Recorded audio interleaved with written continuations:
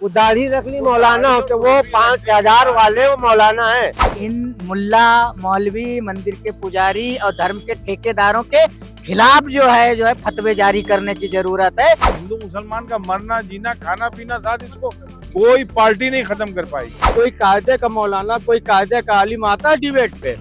कभी आपने बुखारी साहब को देखा?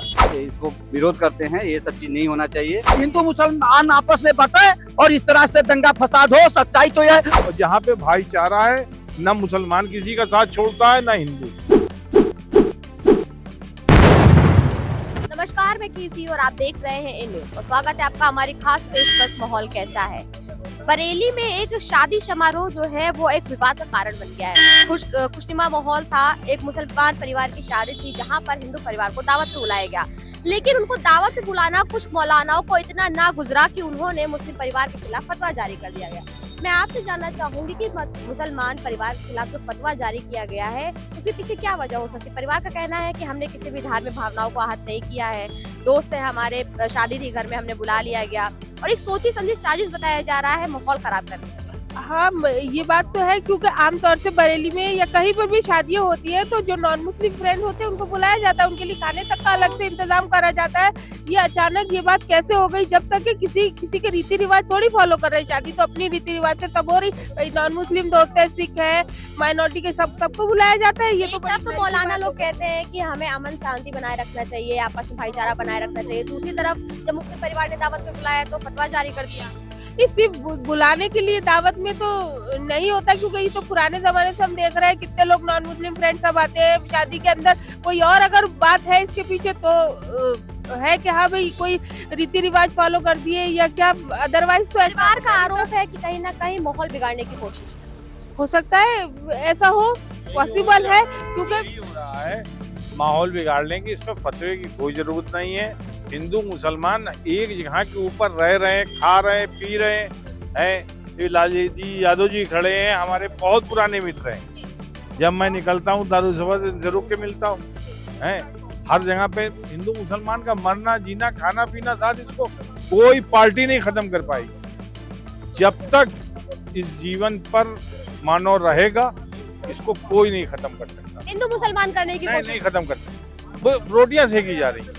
कौन रोटियां सेक? आपस में मौलाना भी सेकते हैं, शिया सुन्नी देवबंदी बरेली वो आपस में भी सेकते हैं। उन्होंने थोड़ा सा मुद्दा इधर घुमा दिया क्योंकि इस वक्त जो है इलेक्शन का माहौल है, ये कर दो। कह रहे चाहते हैं कि इलेक्शन का माहौल है तो माहौल बिगाड़ा जा रहा है। बरेली में आप देखेंगे तो पिछले भी समय कुछ कई कांड बड़े हो चुके हैं जहां पर जो आम जन है वो काफी समस्याओं का सामना करना पड़ा था। तो फतवा जिस तरह से जारी कर दिया गया है बस एक दावत को लेकर के, क्या कुछ कहना है? गलत है वो फतवा, इसका नहीं होना चाहिए। क्या नाम है आपका? नसीरुद्दीन।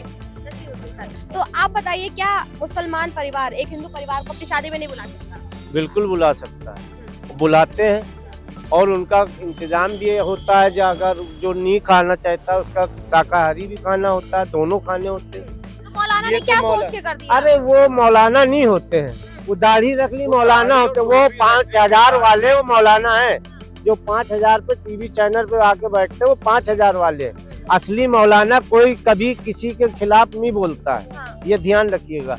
जो ये किराए के आते हैं, ये टीवी वाले सेट करे रहते हैं, वो बुलाया कि ये मुसलमान है और ये बयान दे दीजिए। अभी मदनी साहब ने जो है वो एक दलित का पानी पिया मंच पे, आप सभी चैनलों ने चलाया। तो ये वहाँ उसमें वो मौलाना उनको फतवा दे। ये मौलाना नहीं है, ये 5,000 वाले हैं जो दाढ़ी रख ली, खाली मौलाना दिख रहे हैं।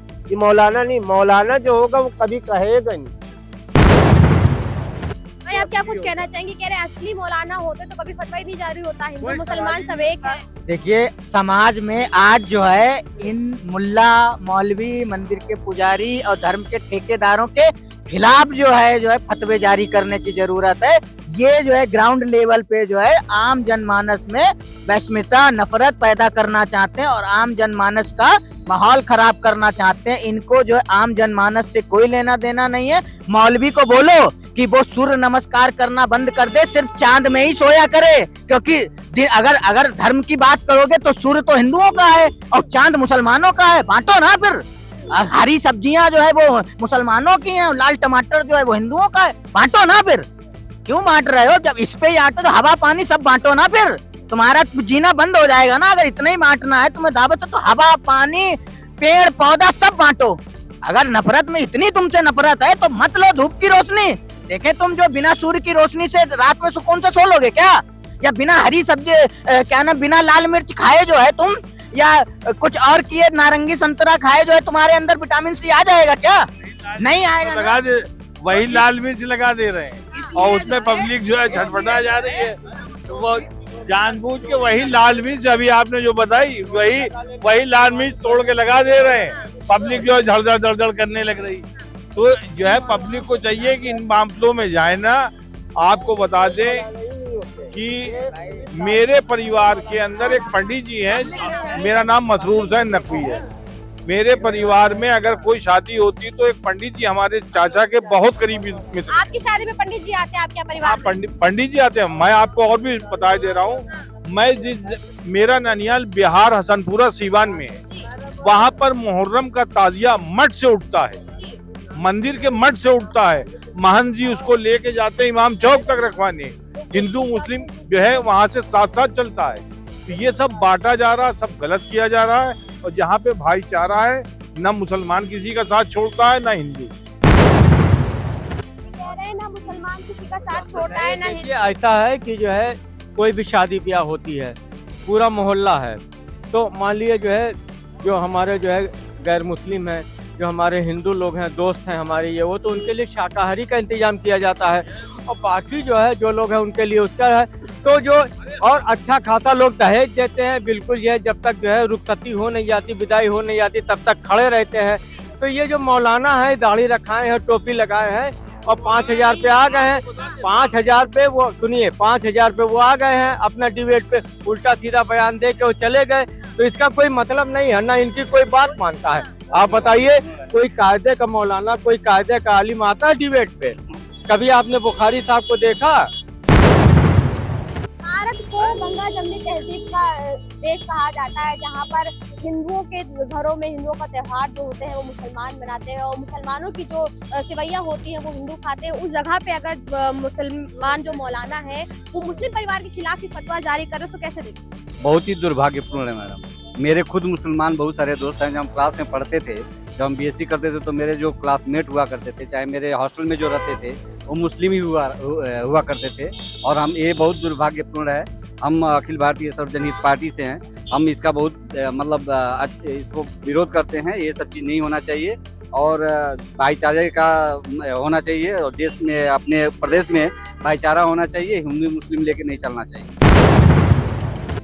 लेकर नहीं चलना चाहिए, क्या कुछ कहना है? यहाँ पर तमाम लोग खड़े, उन्होंने कह दिया ये मौलाना है ही नहीं, बस 5,000 लेकर के दाढ़ी रखा करके और समाज को बांटने का काम कर रहे हैं। वो सब सही कर रहे हैं, लेकिन उसके पीछे नहीं जा रहे हैं कि इलेक्शन होने वाला है उत्तर प्रदेश में 2027 के। भारतीय जनता पार्टी मौलाना को उकसा के कहवा रही है कि ऐसे कहो, ऐसे करो। इस तरह का जो काम है, देखिए सच्चाई है कि हिंदू मुसलमान आपस में बटे और इस तरह से दंगा फसाद हो। सच्चाई तो यह, कोई दोस्त किसी के यहाँ अगर भोजन करने जा रहा है तो मौलाना कौन होते हैं फतवा जारी करने के लिए? हम मौलाना के यहाँ थोड़ी खाने गए हैं। हम जिसके यहाँ खाने गए हूँ तो नहीं बोल रहा है कुछ, वो कुछ तो बोल नहीं रहा है। ये मौलाना जो इस तरह कह रहा है वो किसी के दबाव में कह रहा है या किसी के कहने पे कह रहा है। तो मौलाना की हिम्मत नहीं है कि वो इस तरह की बात करे। हम अपने दोस्त के यहाँ जा रहे हैं ना, हमारा दोस्त बुलाया है, जो भी हमारा भगत कर रहा है या जो हमसे मदद इमदाद की बात है हम खड़े होकर उसका कर रहे हैं। ये तो सब जो है सरकार एक व्यूहरचना करके लोगों में जो है बांटने का काम कर रही है। कह रहे हैं कि सरकार व्यूहरचना रच रही है, आपको क्या लगता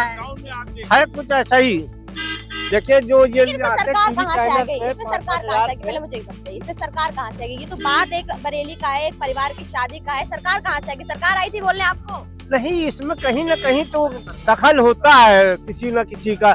भाई आदमी को कुछ दे दिया कि आप बोलिए। एक नया चीज आया कि पासमानदा बिरादरी, तो पासमानदा में जो है मोहम्मद वसीम, दुनिया जुल्हा कुंजड़ा ये वो इनको करके जो एक पासमानदा समाज का दानिश अंसारी साहब जो तमाम जगह कार्यक्रम किए हैं। अल्पसंख्यक मंत्री हैं दानिश अंसारी साहब और तमाम जो है वो तमाम जगह प्रोग्राम कर। तो ये क्या मतलब है? शेख सैयद पठान से इनको अलग करके और ये अपनी तरफ कर लो, ये क्या मतलब है? ऐसा है कि ये मुसलमानों में 72 फिरके हैं, हाँ ये अपने टॉपिक पे हम वापस आते हैं कि जिस तरह से कहा जा रहा है कि सरकार ने लगाया, आपको क्या लगता है ये जरा सी बात है, इस क्षेत्र की बात है? जो पिछड़े मुसलमान थे उसको आगे बढ़ाने का काम किया, पसमानदा मुसलमानों को।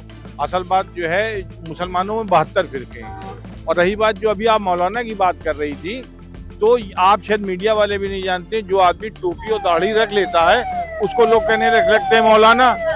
वो उसके ऊपर ना कोई मौलाना की डिग्री है, आप उससे कहिए अपनी डिग्री दिखाओ कि तुमने किस मदरसे से डिग्री ली है, किस जगह से पढ़ के आए हो, तुम्हें फतवा जारी करने का हक है या नहीं है, वह हमने फतवा दे दिया, तो ये गलत है। कुछ कहना चाहेंगे भैया, क्या कहना कहने वाला है नहीं।